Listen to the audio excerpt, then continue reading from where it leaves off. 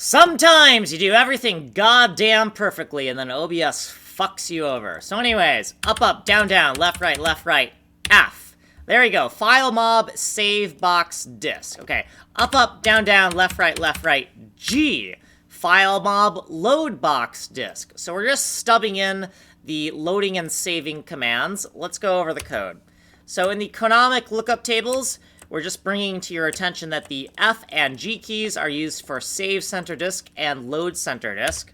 In the Filemob function section, we have this new section, file dialog boxes, some monkey wrench macros here, and some function stubs. Filemob save box disk is yelling at you with to do Filemob save box disk. Filemob load box disk is yelling at you with to do Filemob load box disk. So we just stub these in to make sure we can access them from the keyboard. In the canonic function section, in the canonic save center section, we have wrapped those functions. Canonic save center disk needs to procure a PNG file and give it to Filemob save box disk.